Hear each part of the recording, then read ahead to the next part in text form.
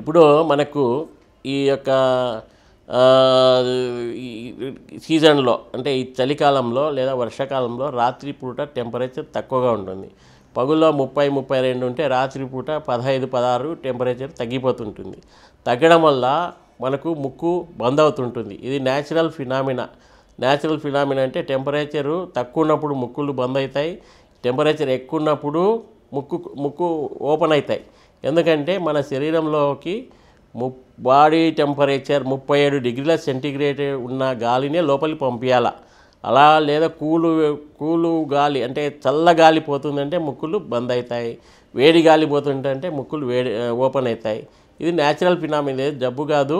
నిద్రలేసిన తుమ్ములు వస్తాయి. అందుకని ఏం చేయాలంటే మొహం పైన పల్చటి టవల్ కప్పుకోవడమా లేదా ఫ్యాన్ గాలికి ఎదురుగా పడుకోకపోవడము లేకుంటే ఏసీకి ఎదురుగా పడుకోకుండా ఉంటే ఈ తుమ్ములు రావు. కాబట్టి ఇదేం జబ్బు కాదు, దీన్ని ఇలా ప్రివెంట్ చేసుకోవాలి. రోజు 3 అద్భుతమైన ఆరోగ్య వీడియోల కోసం 3TV హెల్త్ ఛానల్ ని లైక్ చేయండి, కామెంట్ చేయండి, సబ్స్క్రైబ్ చేయండి, అలాగే షేర్ చేయండి. థాంక్యూ.